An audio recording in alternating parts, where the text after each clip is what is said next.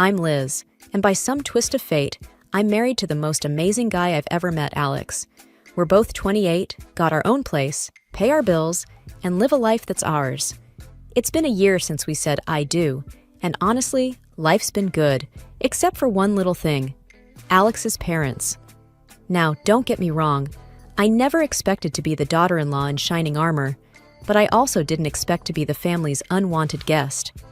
The day I met my in-laws, it felt like walking into a lion's den with a stake tied to my neck. My mother-in-law, Jane, had this way of looking at me, like she was trying to figure out if I was more of a nuisance or just plain boring. I could tell she had sized me up and found me lacking before I even had a chance to say hello. Alex had warned me about his mom.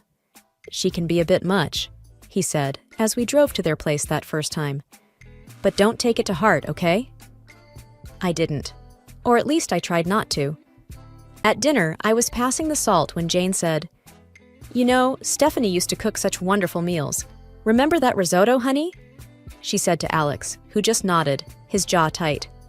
"Yeah, I remember," he replied, not looking at me.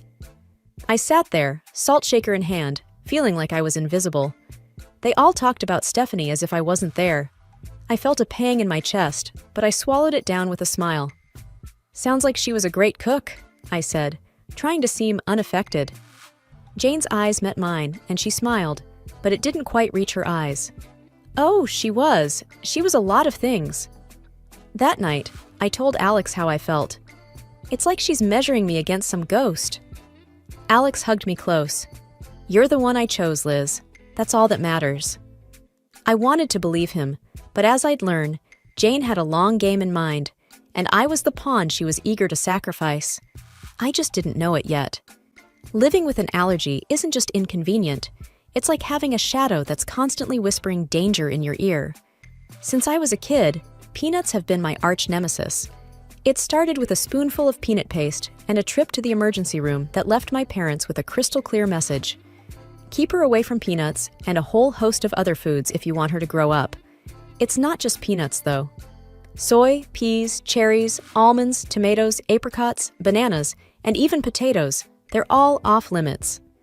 It's a list that makes waiters raise an eyebrow and friends hesitate to invite me over for dinner. It's also a list that my mother-in-law, Jane, knows by heart, yet she somehow manages to question every single time we're over for dinner. "Are you sure you can't even have a little bit of this pie? It's got almond extract," she'd ask, with a tone that hovered between concern and disbelief. I would smile politely, though I'd rather not, and say, "Yeah, I'm sure. Thanks, though." It was the same dance every time. I remember once, at a family gathering, I was navigating the buffet, a mental checklist running through my head. Alex was by my side, plate in hand, trying to help me find something safe to eat. That's when Jane swooped in, her voice sickly sweet. "Liz, you must try this casserole. I made sure it was Liz-friendly," she announced, but the glint in her eye didn't match her nurturing words. Alex paused, his fork mid-air. "Mom, you used cream of mushroom soup in this, right?" he asked, knowing full well that many brands included soy, a big no-no for me. Jane's smile faltered for a second. "Oh, I think so. It should be fine." But it wasn't fine, and we both knew it. We made our excuses, me leaving the casserole untouched. But the incident stuck with me. It was a small victory in what felt like an ongoing battle, a battle where Jane held all the cards because she controlled the kitchen. I've learned to navigate this world with careful steps. Eating out is a strategic operation. Alex and I were at our favorite Italian place, a rare find that understood the gravity of food allergies.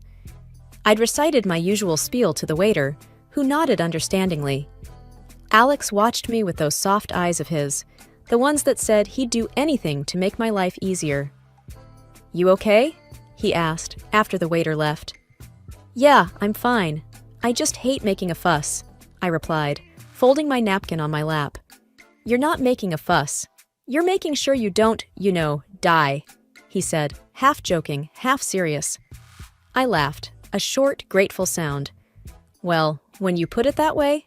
After dinner, as we walked under the clear night sky, I felt light, happy. That's when my phone buzzed with a text from Jane. Her words were like a cloud over the moon, darkening the moment. Be careful, Liz. Not everyone takes your condition seriously. Wouldn't want anything to happen to you. I read the text to Alex, who wrapped an arm around me, pulling me close. She's just trying to get to you, he said. But as much as I wanted to shrug it off, I couldn't shake the feeling that Jane's message was more than just a jab. It was a warning, a reminder that my allergy made me vulnerable, not just to food, but to people like her, who saw it as a weakness to be exploited. The rest of the walk home, I couldn't help but think about all the close calls, all the accidental exposures, and how easily something could go wrong. It wasn't just the peanuts, or the soy, or the peas. It was the realization that my allergy was more than a personal battle. It was a chink in my armor that someone like Jane could see as an opportunity. And that thought was scarier than any allergic reaction I'd ever had. Dinners at Jane's house were always a production, like a play where everyone knew their parts except me. I was the wild card, the one who could unintentionally cause a scene with a single bite. Alex tried to make it better, but there's only so much you can do when you're playing in someone else's home court. One particular evening, the tension was as thick as the gravy on the table. Jane was bustling around, placing dish after dish on the table. I sat there, my own plate empty, waiting to figure out what I could eat without a trip to the hospital. Alex, darling, pass the green beans to Liz. They're just divine, Jane said, her voice dripping with a sweetness that didn't reach her eyes. I eyed the beans, but something seemed off. What's in them? I asked. Oh, just a touch of almond slivers for crunch, she said, waving a hand dismissively. I put my hand up, stopping Alex's reach. I can't eat those, remember? Almonds are a no-go for me. Jane feigned surprise, a hand to her chest. Oh dear, I must have forgotten. Silly me. Alex's chair scraped back as he stood up. Mom, this is serious. Liz could end up in the hospital. His voice was firm, edged with a frustration that made Jane's eyes narrow just a little. I just wanted to make something nice, she said. It's not my fault Liz has all these allergies. The room fell into an uncomfortable silence. The other relatives glanced around, forks paused midair, not sure where to look. I felt a flush creeping up my neck, embarrassed by the spotlight. Alex's dad, Mark, tried to break the tension. Let's just enjoy the meal, shall we? There's plenty Liz can eat. But the damage was done. The rest of the dinner passed in strained politeness, with Jane asking pointed questions about my allergies, as if she were taking notes for next time. Later, when Alex and I were alone, he apologized. I'm sorry, Liz. I should have double-checked everything before we came. I shook my head, tired of feeling like a problem to be managed. It's not your fault, but I'm starting to think your mom does these things on purpose. He didn't answer, and he didn't need to. We both knew the truth. Jane was serving up a side of malice with every meal, and I was the main course. I could always tell when Jane had been working on Alex. He'd get this distant look in his eyes, like he was seeing me, but also seeing through me, weighing her words against his own judgment. This particular evening, it was like a cloud had settled over him, and I knew it before he even said a word. Mom thinks we should consider... Well, she thinks we might not be thinking about the future enough, Alex muttered, not meeting my eye as he fumbled with the TV remote. The future? I asked, a sinking feeling in my gut. Yeah, kids and your health issues, he continued, the word issues hanging awkwardly in the air between us. I felt a tightness in my chest. She talked to you about my allergies again, didn't she? He sighed, setting the remote down. She's just worried, Liz. She thinks it's a lot for us to handle, especially if we want a family. I bristled. We've talked about this. I've managed so far, haven't I? And there are plenty of people with allergies who have kids. Alex ran a hand through his hair, a sure sign he was stressed. I know. It's just... She has this way of making me doubt things. The room was quiet for a moment, the tension thick. I watched him, this man I loved, wrestling with the seeds of doubt his mother had planted. Alex, do you doubt us? I asked, my voice barely above a whisper. No. He looked up, finally, his eyes clear and firm. No, I don't. I just hate that she keeps bringing it up. I hate that it makes us fight. I reached for his hand, our fingers intertwining. "We're not fighting. We're on the same side, remember?" He nodded, pulling me into a hug. "You and me against the world, right?" "Right," I said, but as I held him, I couldn't shake the feeling that Jane's words were like weeds, threatening to grow wild and choke the life out of the beautiful thing we had. And I knew then that it wasn't just my allergies that needed managing. It was the doubts that could seep into the cracks of even the strongest relationships. The news of my pregnancy came as a surprise, a happy one for Alex and me, a complicated one for everyone else. The day we announced it to his parents, Jane's reaction was like watching a robot trying to mimic human emotions. A pause, then a smile that didn't quite match the situation. "We're going to have a baby, Mom," Alex said, his voice a mix of pride and caution as he gauged his mother's reaction. "That's wonderful," Jane managed to say, the words sounding foreign in her mouth. "We must have a family dinner to celebrate." I was skeptical. Celebrations at Jane's were never just celebrations, but I saw the hopeful look in Alex's eyes and agreed. The night of the dinner, the house was buzzing with relatives. Jane was the perfect hostess, floating from guest to guest with a grace that felt almost genuine. When she reached us, her smile was practiced. "Congratulations, Liz," she said. "This is such a joyous occasion." "Thank you, Jane," I replied, trying to match her formality. "We're excited." Alex wrapped his arm around my waist, a silent thank you for playing along. As dinner approached, I felt the familiar anxiety. A table full of food was a minefield for me, but tonight, I hoped, would be different. The table was a feast, dishes upon dishes laid out, and I felt every eye on me as I hesitated, my hand hovering over the options. "Go on, dear," Jane urged. "Eat up. You're eating for two now." I smiled weakly, choosing the safest options, vegetables and rice, plain and simple. But as I reached for a slice of bread, Jane stopped me. "Actually, maybe not that one," she said quickly. "I'm not sure if the baker used soy flour." I paused, bread in hand, and met her gaze. There was a flicker of something there. Concern, or was it a challenge? "Thank you for letting me know," I said, putting the bread down. But the warning bells were already ringing in my head. How did she know about the soy flour? It seemed too close a call, too perfect a save. The rest of the meal passed in a blur, congratulations mingling with the clinking of glasses. But I couldn't shake the feeling that Jane's hospitality was a veneer, and beneath it lay a trap, set and waiting for just the right moment. The family dinner in honor of our future baby was nothing short of a banquet. Jane had outdone herself, and there was a spread that would make a Thanksgiving dinner look modest. But my stomach was in knots, not from hunger, but from fear. Every dish was a potential hazard, a hidden enemy that could send me to the hospital, or worse. As we all took our seats, the chatter around the table was lively, filled with the usual family gossip and stories. Jane was at the head of the table, presiding over the feast like a queen in her court. She called everyone to attention with a gentle tap of her glass. "Before we begin, I just want to say how thrilled we are to be celebrating Liz and Alex's upcoming addition to our family," Jane announced, her voice steady and clear. There was a round of hear, hear, and applause. I forced a smile, feeling Alex squeeze my hand under the table. "Thank you, everyone," I said. "We're really looking forward to this new chapter in our lives."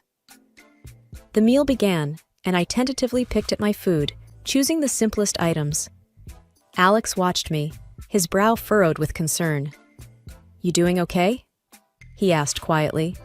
"Yeah, just being careful," I replied, pushing a roasted potato around my plate. Jane's eyes were on me, and I felt like a specimen under a microscope. "Liz, you haven't touched your salad. The dressing is on the side, just as you like it," she said, her voice tinged with a forced cheerfulness. "Thank you, Jane. I'm just not much of an appetite tonight," I said, avoiding the salad that I knew could easily contain hidden allergens. As the dinner wore on, the tension grew. Every time Jane offered me something, my anxiety spiked. The room felt hot, the walls inching closer with each passing minute. Then came the cake. It was a beautiful confection, layers of sponge and cream that made the room ooh and ah. Jane cut a slice and handed it to me with a smile that might have been genuine if I hadn't known better. "For the mom-to-be," she said. I looked at the cake, then at Alex, then at Jane.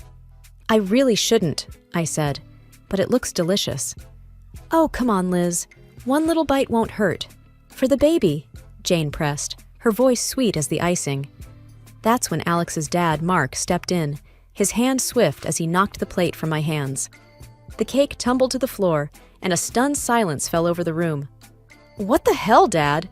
Alex exclaimed, his voice a mix of anger and confusion.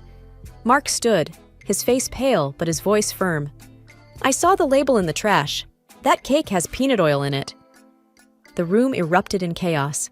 Jane's face was the picture of shock, but her eyes gave her away. There was a flash of something there. Fear, maybe? Guilt? Alex stood, his chair clattering behind him. "Mom, did you know about this?" he demanded. Jane's mouth opened and closed, but no words came out. And in that moment, the truth was as clear as the danger that had been on my plate. The room was dead silent after Mark's revelation, the dropped cake like a crime scene on the hardwood floor. Everyone's eyes were locked on Jane, who seemed to shrink under the collective gaze. "Mom, is it true? Did you know?" Alex's voice cut through the tension, sharp and demanding. Jane's eyes flickered with something dark before she regained her composure. "Of course not. I would never." Her voice trailed off, unconvincing. Mark wasn't having any of it. "I saw the shopping list, Jane. Peanut oil for cake. It was right there, in your handwriting," he said, his voice steady but laced with disappointment.